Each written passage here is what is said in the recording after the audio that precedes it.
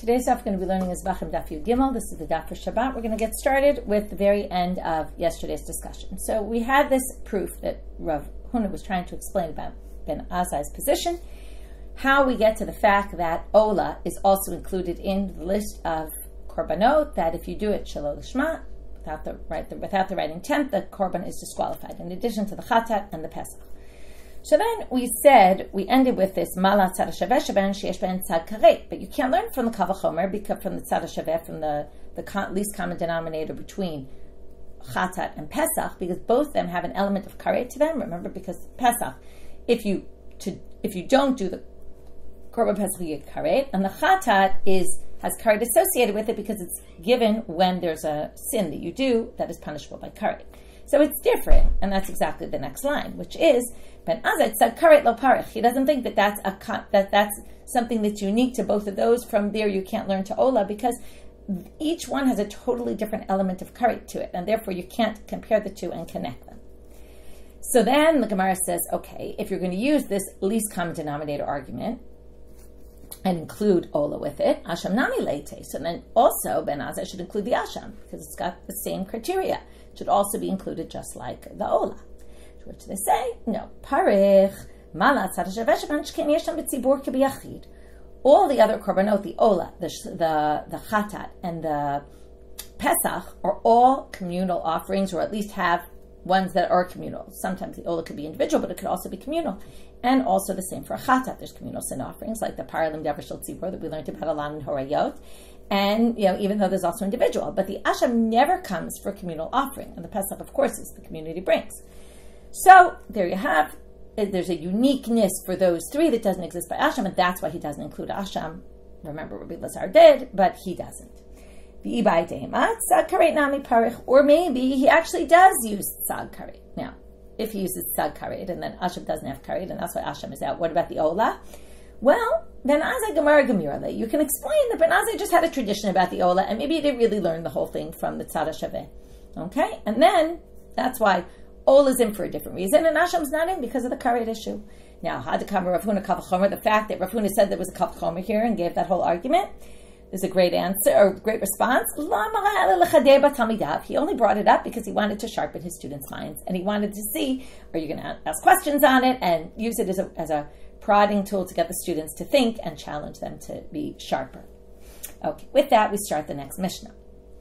HaPesach v'chatan sheshachatan shelo lishman. Okay, back to slaughtering the sacrifice, not for the right intent, the Pesach and the Chatat, the two that are disqualified. Kibel v'halach v'zarak shelo lishman. If you did not only shchita shelo lishma, but also you did kabbalah, you accepted the dam with the intent shelo lishma, and not also, but either. You could do either during the time of shchita, will disqualify it. Also, when you're doing kabbalah, also halach, when the kohen is walking the blood to the altar, and v'zarak, and the sprinkling. During any of those four actions, these are the four main actions of the korban: shchita, kabbalah, holachan, zrika. Okay, slaughter the animal, catch the blood in a sanctified vessel, which then sanctifies the blood. And that's done by a kohen. The kohen walks it over to the altar, and then it gets sprinkled on the altar, or thrown or spilled, depending on the korban. Shelo lishman. If you did any of those actions, shelo lishman, without the right intent, or lishman v'shelo lishman, or for the right and the wrong intent, we're going to have to see what that is in a second. Shelo lishman v'lishman, or not for the right intent and for the right intent. Psuli. It's disqualified, again, for the chatat and the Pesach. Ketzad lishman v'shelo lishman, what does that mean? L'shem Pesach or l'shem shlamim. As I'm slaughtering it, I say, I'm doing this for the Pesach, as a Pesach and as a shlamim. Or I'm doing it as a Pesach, I'm doing it as a shlamim. Okay, where the first was the right and the second was the wrong, and shelo lishman v'lishman is the exact reverse order. L'shem shlamim and l'shem Pesach. So it's like half your thought, right? Half was right and half was wrong. That also disqualifies it. And here we just kind of review or say, why is this? Because a sacrifice is disqualified in four ways: b'shchita, b'kibul, b'hiluch, b'zrika. Again, those four key actions. Rabbi Shimon machshir b'hiluch. Rabbi Shimon disagrees. He says there's only three critical ones: hiluch, walking it from where the shchita was done to the altar. That's not critical. Why not? Very obviously, because Shayahu Meo, There's no way to do the sacrifice without slaughtering, without accepting the blood, without sprinkling the blood. Those are essential elements. You could do it without hiluch. How so? Hiluch is just it's just a way, blanking on the word, but an enabler, right? It enables you to get the blood onto the altar. But let's say you did the shechita right next to the altar, and you wouldn't need to walk it anywhere. It would be there, and that's all. You just need the blood at the altar. So hiluch is a necessary step to get there, but it's not necessary. It's necessary if you're not there. But if you're having to do the shechita right next to the altar, then you don't need holacha. So therefore, he doesn't count that as essential action, and therefore he doesn't think that a thought, shelo lishma, will disqualify it if you do it while you're walking, because walking is not critical. According to the Bach, it's Rabbi Elazar Rabbi Shimon Omer, hamahalech b'makom shu tzarich lahalech, machshava poselet, b'makom she'en tzarich lahalech, and machshava poselet. He says it all depends on your path. If you're on the path straight from the place where it was slaughtered to the place where the altar is, and you go in a straight line, yes, your machshava will ruin it. But if you go while you're carrying the blood, you decide to go off to the side and you don't need to be there, well then, and then while you're there you have a thought that you're doing it for the sake of a different korban, that doesn't disqualify.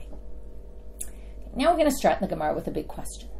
According to the Mishna, it's very clear. Either in at least three, if not four actions, machshava of lo lishma disqualifies. To which the Gemara says, "V'kabbalah mi psala." What do you mean Kabbalah? Thought during Kabbalah, it disqualifies. Look at this source. V'hatanya. V'hikrivo. Okay, we're going to read this pasuk. I'll read the whole pasuk first. It's Vayikra, chapter 1, verse 5. V'shachatet ben abakar lefnei Hashem. You should slaughter the animal before God. V'hikrivu b'nei Aaron ha'kohanim et hadam. And the b'nei Aaron, here's this word, we're going to have to explain what it means. Hikrivu. Okay, which really means brought close, but we'll see exactly what it means. Bring the blood, or sacrifice it also. Hikrivu is sacrifice. What does it mean really to sacrifice the blood? Right? The etadam, it means to sprinkle the blood. The problem is the next words are v'zarku etadam al mizbeach saviv, and then they pour the blood on the altar. So the question is, what is hikrivu? So the braita says, hikrivu zo kabbalat adam. That must be saying, again, key action is to accept the blood in a sanctified vessel. Wait, maybe it means sprinkling the blood, because that's to remember, the key element of sacrifices is the sprinkling of the blood. That is the number one important thing to do with the sacrifices, sprinkle the blood on the altar. So the hikrivu of bringing the sacrifice, again, hikrivu is the language of korban, it's the same root. So to sacrifice, it really means to sprinkle the blood. So we would assume it means sprinkle the blood and not catch the blood. To which they say, but mani makayim. But the continuation of the pasuk already said zrika v'zarku et hadam. So it can't possibly be the hikrivu is zrika. So what else could it be? Hamani makayim v'hikrivu zo kabbalat hadam. It must be accepting the blood. Okay, by process of elimination, it can't be zrika because it already says that later in the pasuk. It must be accepting the blood. Now it continues on. It says b'nei Aharon ha'kohanim. What do we learn from that? Shetehei b'kohen kashel, like b'nei Aaron, kosher kohen, okay, not one who's disqualified, u'b'klei sharet, and they have to be wearing the priestly garments. How do we know that? Because it says ha-kohanim, meaning b'kuhunatam, like as they are as kohanim, when they function as kohanim in the temple with their clothing.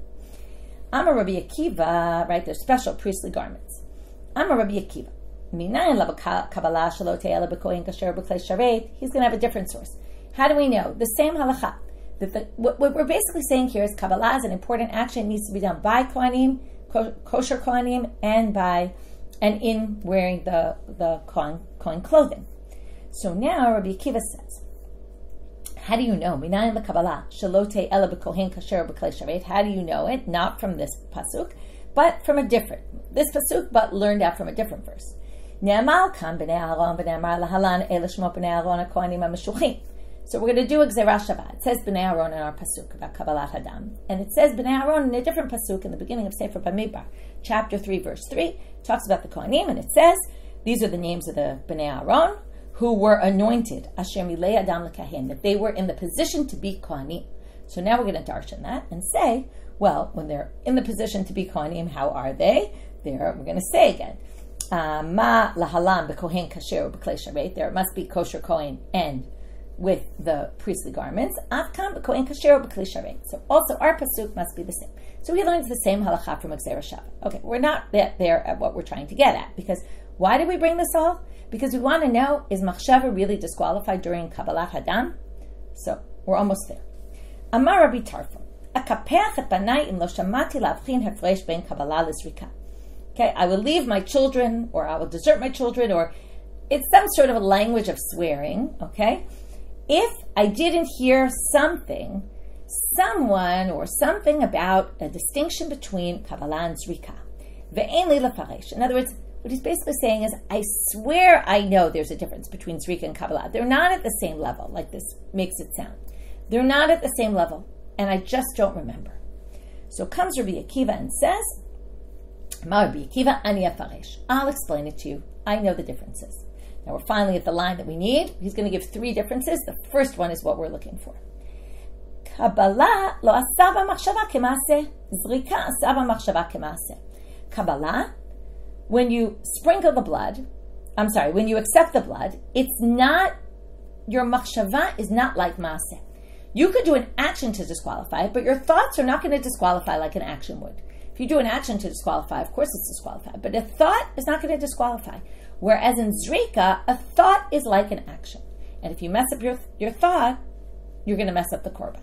So what do you see here? It's very clear. Your thought during Kabbalat Hadam does not ruin the korban against our Mishna. We're going to continue along in this braita anyway, and then we'll come back to the problem, because we're in the middle of a sentence, and they don't like to stop in the middle of a sentence, nor usually in the middle of a braita. So let's keep going.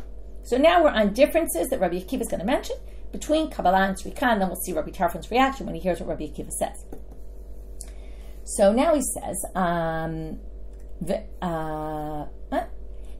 b'chutz eno chayav karet, zarku b'chutz anush karet. What if you do the action outside the Azara? The Azara, right, is the inner area where all these actions are supposed to happen. Now, what if you did Kabbalah outside? So you're not allowed to. But if you do it, you don't get karet for it.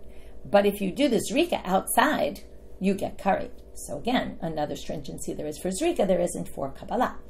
Kablu psulin en chayavin alav. Zraku psulin chayavin alav.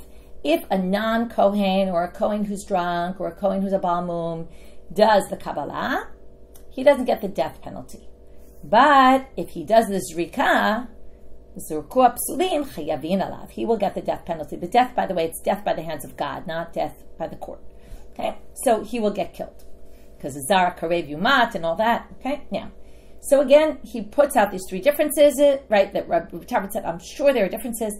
Rabbi Akiva points them out. Amar Rabbi Tarfon Havodah Atai Tete Yaminu Smo Ani Shamati ve'En Li Lefaresh. Okay, he said, wow, you really know what you're talking about. I heard and I didn't remember how to explain, and you brought it back to me. Ata doreshu maskim l'shmuah, right? You said exactly what I didn't remember. And now he says, Bilshon hazeh amar lo, and then he says to Rabbi Akiva, Akiva kol haporesh mimcha kiporesh michayav. Anyone who separates from you is like separating from his life. And Rabbi Tarfon is just amazed by Rabbi Akiva that he's brought back this halacha, these differences between Zrika and Kabbalah that Rabbi Tarfon didn't remember. Okay, but back to our point. Now we have a contradiction. This was a very long-winded way of getting to the fact that our Mishna, okay, this is the only thing we did really so far in the Gemara, besides we got to some other things, but the real reason we started with this was, the first question of the Gemara was, wait, Machshava doesn't disqualify in Kabbalah, because look at what Rabbi Akiva said. It doesn't. And yet the Mishnah says it does. So Amar Rava is going to resolve this contradiction. Lo kashya, kam b'machshava pigul, kam b'machshava shelo lishma.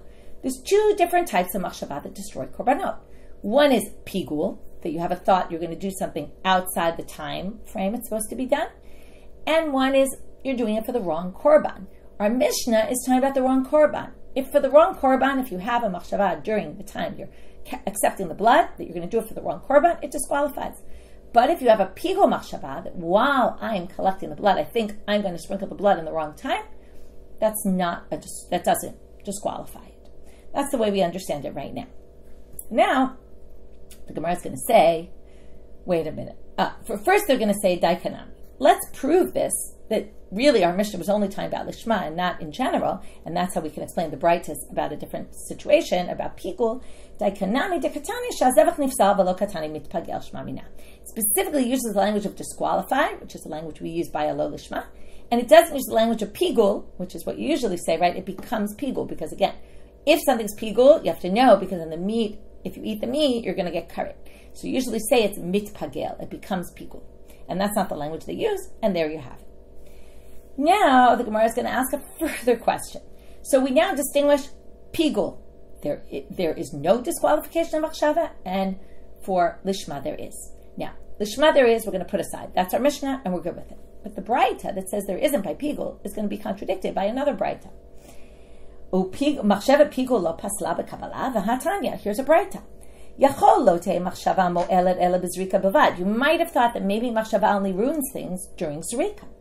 How do you know also shchita and also kabbalah? And here you're not going to be able to say that we're talking about the lishma, because the pasuk is going to be the pigul pasuk. Okay, Talmud Loma.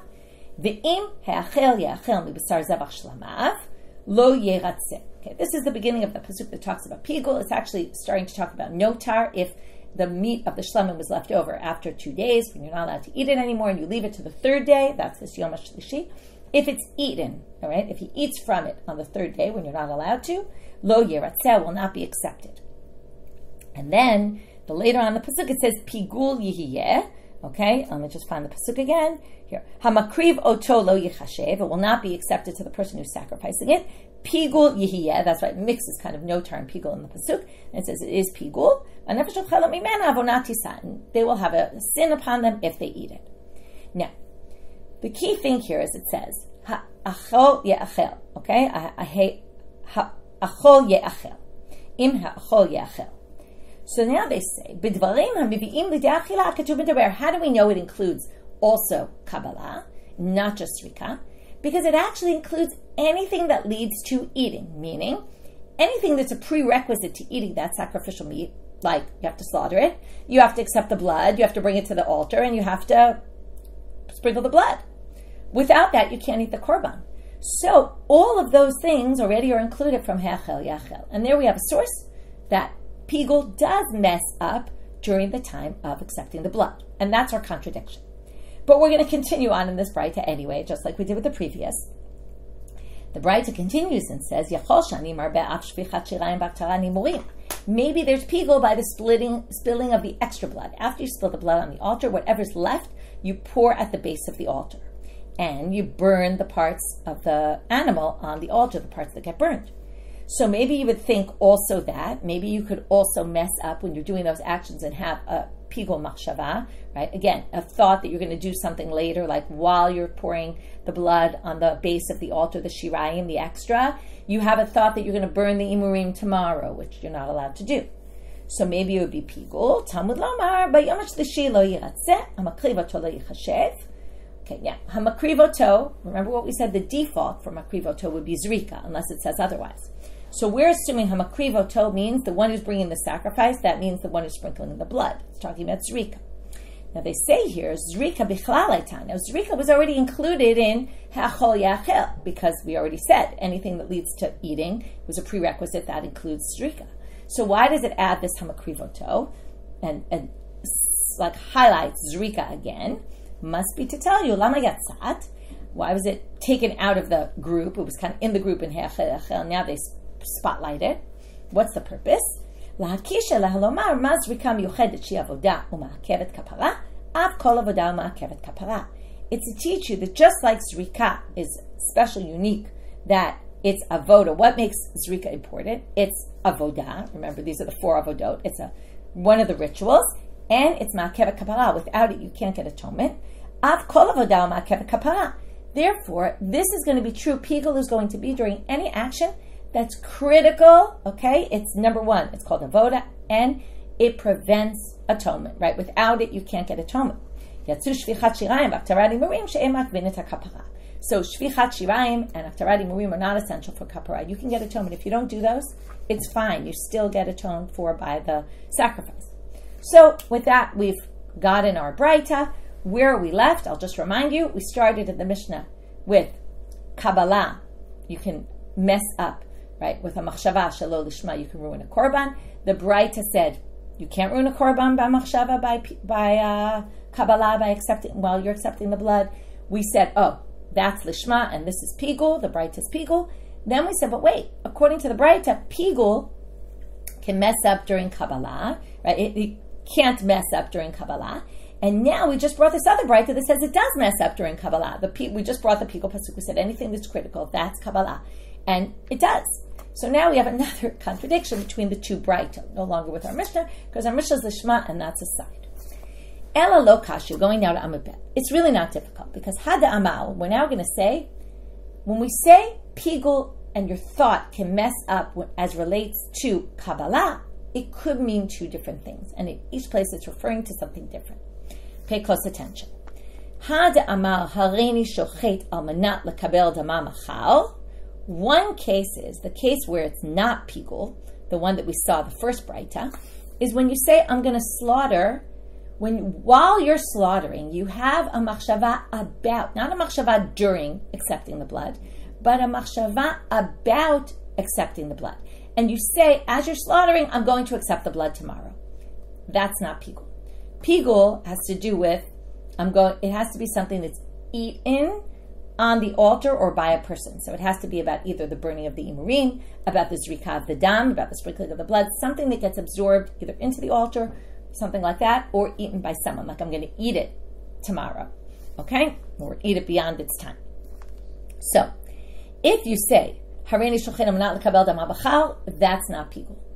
But, Hada amar hareini mekabel dama amanat lishpoch shirayim lemachal, that will be pigul. If you say, I'm going to accept the blood now, with a thought that tomorrow I'm going to spill the extra remainder of the blood on the altar, which is not allowed, that can mess up a korban. So, when we have the two braita, the one says there is pigul by kabbalah, and one says there isn't pigul by kabbalah, there's no pigul by kabbalah, meaning if you have a thought about kabbalah, that you're going to do the kabbalah in the wrong time, there's no pigul. But if you have a thought while you're doing kabbalah about one of the actions later, like sprinkling the blood, burning it on the altar, pouring the extra stuff on the altar, that will be called pigul. Okay.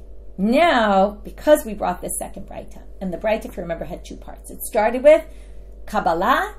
The pigul can mess you up as relating to kabbalah, which we then explained to be if you have a pigul thought during kabbalah. But there's no pigul for the shfichat shirayim. Now the Gemara is going to say, Amar le'ahume Rabbana le'Rava. This rabbi said to Rava, Ushfichat shirayim v'aktamari murim lo paslabu machshava. Wait a minute. There's no psul machshava by shirayim and haktarani murim. What do you mean? Bring another contradictory source. V'hatanya, doesn't it say in a braita, Yachol lo te'eh machshava mo'elet ela b'achila pasah. You might have thought that machshava only ruins things when your thoughts are about eating meat. Like, I'm going to eat the meat in the wrong time. How do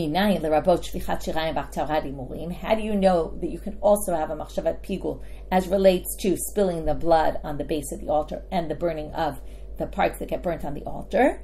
Talmud Lamal, ve'im ha'achol yachel. The double language of ha'achol yachel, here we're going to darshan it differently than before. There's two types of achila. We're going to translate achila as consumption. Achat, achilat adam. What is consumption by people? Achat, achilat mizbeach. It could also relate to things that are eaten, consumed on the altar, as I said before. So now we see one source says there's no pigul by shirayim, the previous source. This source says there is pigul. Now we're going to answer in the exact same distinction we made before, but in the reverse. You'll see in a minute. Lo kashya. Hada amar hareini zarek amanat lishpoch shirayim lemachal.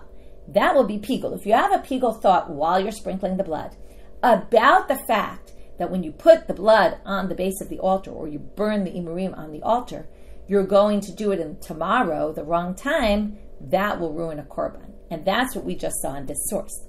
But the previous one, where we said there is no pigul by shirayim, that's pigul thought during the act of pouring the blood pouring the extra blood on the base of the altar, or while you're burning the parts on the altar. So, Hada Amar Hareini Shofech Shirayim Amanat Laktir Murim Lemachal. So, for example, you said, I'm spilling all the extra, the remainder, on the base of the altar, with the intent that tomorrow I'm going to burn the parts on the altar. That's not pigul. Because a pigul action during the process of the shirayim is not valid, it doesn't ruin it, whereas a thought about pouring it in the wrong time will ruin it. So it's the reverse of the Kabbalah, because Kabbalah was a problem while you're accepting it. You have a pigul thought about later, it will be a problem. But if you have a pigul thought while you're slaughtering, I'll accept the blood the wrong time, that's not pigul.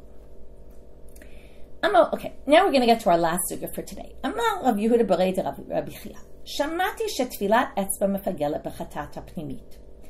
Tfilat etzba is a process that you do only with the inner chataot. That means those are the chatat offerings that the blood goes on the altar in the inner sanctuary, in the hechal.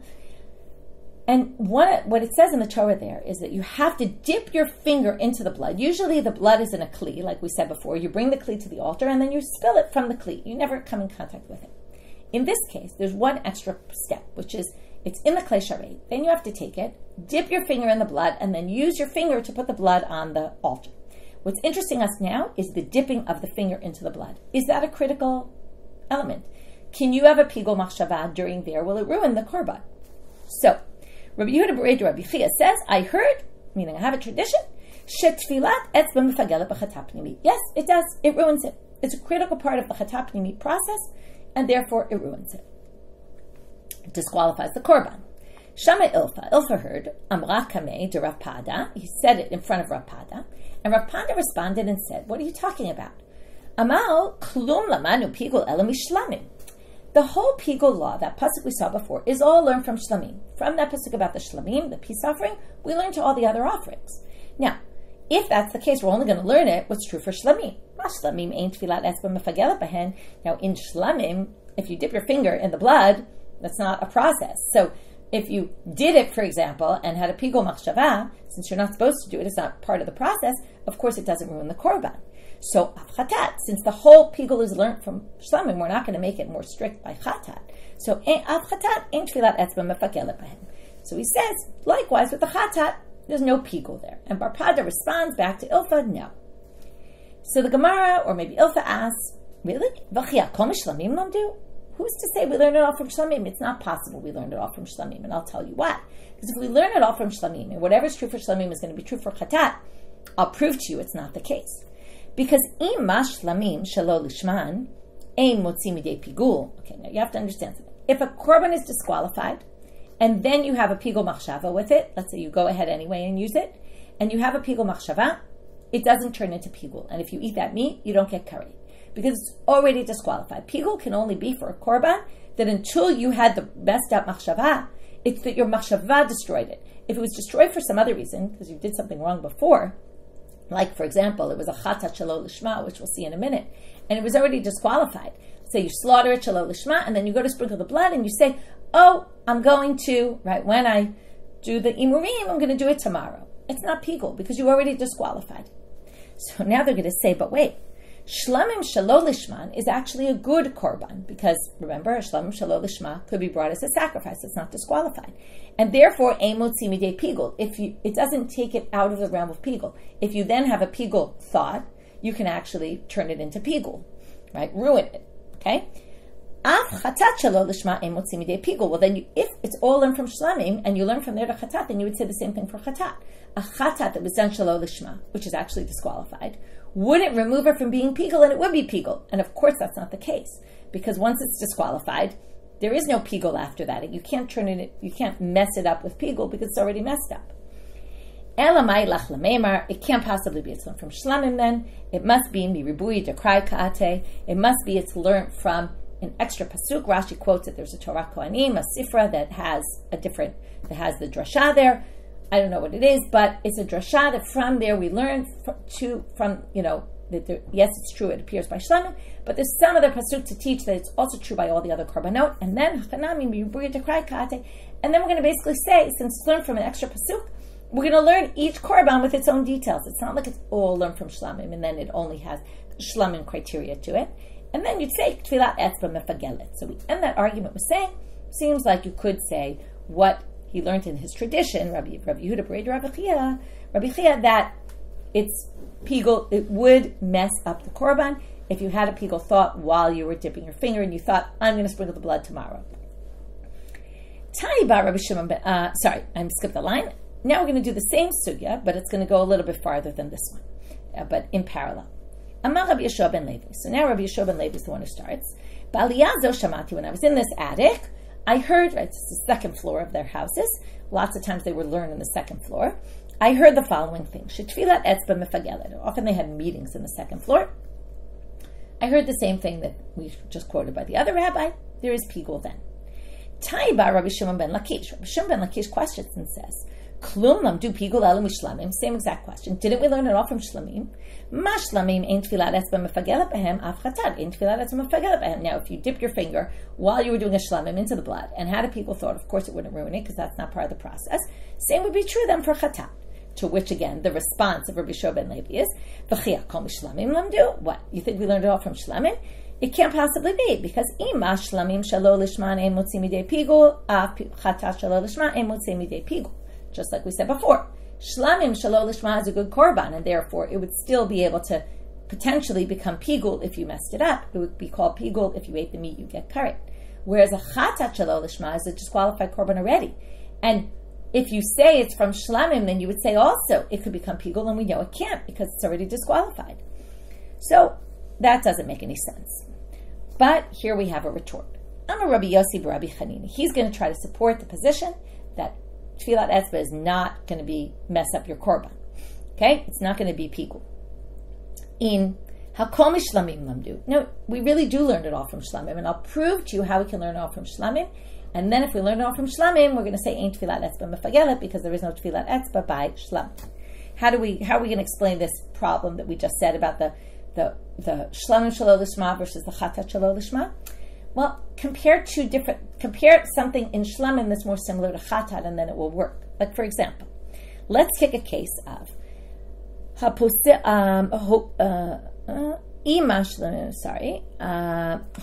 v'chutz limkomo posel b'shlamim. He's going to say like this. Let's take a case of chutz limkomo in shlamim. We have a case in shlamim. This is like pigul, except it's not out. You have a thought that you're going to slaughter while you're slaughtering the animal. You think I'm going to sprinkle the blood outside the right place, right? I'm going to do it outside. Now, that ruins the korban, okay? But it's not pigul. It's not going to be karet, okay?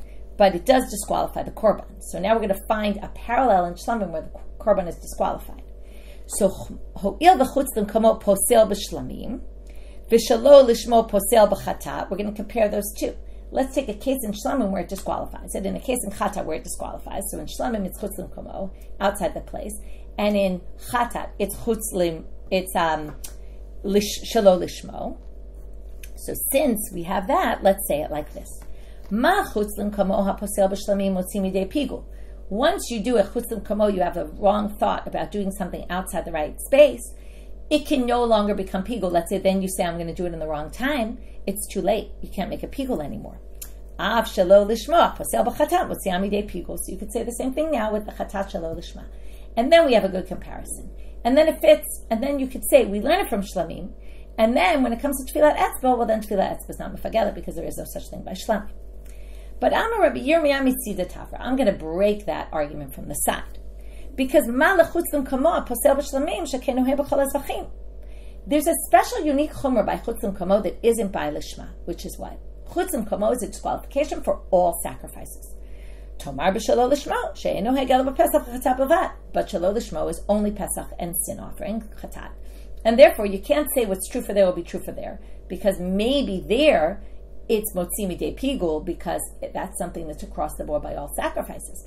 But you wouldn't necessarily be able to learn from there to chatat, and therefore this comparison doesn't necessarily work. Ela ma'i lach lememar. So he's going to go back now. Remember, Rabbi Yossi Rabbi Shimon was trying to support the position that tfilat etzba is not mefagelet because it's all learned from shlamim. Comes Rabbi Yirmiyah, and he's going to say no, it is mefagelet. And what's he going to explain? What can you possibly say? In other words, I'm going to make this comparison, and you'll see this comparison works, and this is going to lead us to tfilat etzba mefagelet. Davar haposel bahen, something that disqualifies any sacrifice, motzi'am midei pigul, is going to, right, ruin it for pigul. Okay, that we learned already. If the korban is disqualified, and then you have a pigul thought, it's not pigul anymore, right? It's not pigul at all because it was already disqualified for some other reason. davar hama'akev bahen mivi'an lidei pigul. And, okay, this is the two sides. One is what takes it out of pigul, and the next is what could make it pigul. What could make it pigul? Davar hama'akev bahen. A critical element in the process. Okay? Now, that's what you can say, let's say, for example, by shlamim, and you can say the same thing. In other words, now we're going to say, this is the criteria to determine. It's not, well, there's no tefillat etzba by shlamim. He says, no, there's criteria. If the korban's already disqualified, then there's no pigul. But if we're in one of the critical elements of the korban, and we have a pigul machshava, that will destroy it, that will ruin it, that will make it pigul. So hachanami will say the same thing here. Davar posel mutzimidei pigul. Like, for example, if it was done shalom lishma and chatat, davar ma'akev ba mevi'ah lidei pigul. In other words, even if we take this comparison of shlamim, we could say it's the principle of shlamim that we're going to learn. And what are the principles? It's davar ma'akev, that brings it to pigul. So while there's no tefillat etzba by shlamim, that doesn't mean that tefillat etzba is not mefagel in chatat, because tefillat etzba and chatat is a critical element. It's not in shlamim because you don't even need to do it. But it is a critical element in chatat, and therefore it's going to be a problem. And with that, we finished Rabbi Shua ben Levi, like the counter of Rabbi Yirmiyah, supporting Rabbi Shua ben Levi's statement that tefillat etzba mefagelet. Comes Rabbi Meri, and Amar Rabbi Meri af ananami tenina. I'm also going to prove it to you from a different source, and I'm going to have some issues with his source. But he says the following. He brings a Mishna Menachot that says, Kol zakla. Here's the rule. Kol hakometz v'notem b'kli v'amolich v'maktil. Okay, and it continues to basically say, these are the processes during which you're doing the mincha, that if you have a pigul thought, you ruin it. Let's go through them. Kometz, that's when you take, the way you make a mincha, you make a dough, then you put, the kohen puts his 3 middle fingers in, scoops out a piece, that's called the kometz. That's the part that goes into a sanctified vessel, that's the next process. Notem b'kli, puts it in the vessel. Hamolich then carries it to the altar, and hamaktir, and then it burns on the altar. So we're going to see now all these actions are parallel to a different action when it comes to the sacrifice for the animals. So now, in all these processes, these are the critical elements, and you're going to be liable for pigul. That's what the Mishnah says. Bishlam kometz hainu shochet. So here, kometz, taking the piece out, that's like slaughtering, because you're separating, right, in the slaughtering, you're separating the neck from the rest of the animal. In this case, you're separating the kometz from the dough. Molich, hainu molich. Okay, carrying it to the altar is obviously carrying it to the altar. Maktir, hainu nami hainu zoleg. Burning it on the altar is the main mitzvah, so that's like the zrika in a korban. There is no sprinkling of the blood, there's no blood here. Ela notem b'kli ma'nihu. What is notem b'kli? If not, right?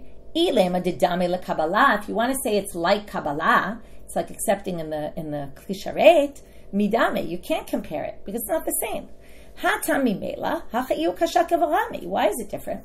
Well, when you slaughter the animal and the kohen catches the blood in the vessel, the kohen doesn't put the blood in the vessel; it just drips down into the vessel.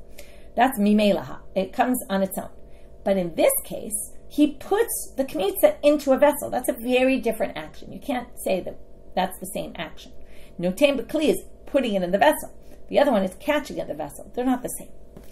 So therefore, now we're stuck with why is notem b'kli then a key action? It's not parallel to Kabbalah, so it doesn't have a parallel. Now here comes Rav Meri's proof for tefillat etzba mefagelet, because also, right, there's no parallel to tefillat etzba in any other situation.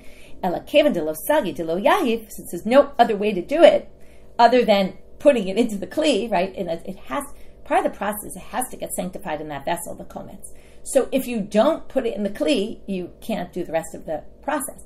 So therefore, it's a critical action. You can see where this is going. Al korche avodah chashuvai. So it must be a critical element of the avodah. Hachinami kevan de lo sagi de lo avile. So let's say the same thing for the tefillat etzba. You have to dip your finger in it. You can't do it without it. Al korche hainu holacha. We'll treat it as if it's like holacha, basically. Okay, we'll say it's like walking it, because again, walking is not important in and of itself. It's just, it has to happen as part of the process. So basically, we're going to say this is like holacha, and therefore, for that reason, we're going to say that pigul messes it up. To which the Gemara says, not necessarily. You can't prove from that Mishnah. It's not clear that nitina b'kli is really like holacha. And now we're going to go back to something we suggested before. It really is parallel to Kabbalah. Now you said one drips in and one you put in by yourself. Those are two different things. That's not really such a distinction. In the end, they both go into a vessel. Who cares whether it got there by itself or you put it in there by hand? In the end, it's all really the same thing because the key is the result. It's now in a vessel and it's sanctified in the vessel. So in the end, it's like Kabbalah, and then it doesn't teach anything about this issue of a necessary action in that part of the process would definitely have pigul, right? Would mess up the korban if you had the wrong thought. So we didn't necessarily, Rab Meri wasn't successful in further proving. Now the Gemara suggests, Lema ketanai. Why don't we say there's a machloket tanaim here? Because look at the following source. Tani chada, tfilat esba mefagelet. So one source says exactly what we saw these rabbis say, that there is a pigul. Pigul can mess up, right? You have the wrong thought while you're dipping your finger in the blood. It ruins the korban. Bechatat, okay, in a chatat offering. Right, because that's the only time you have tfilat etzba. Right, again, chatat pnimit, even. Specific type of chatat.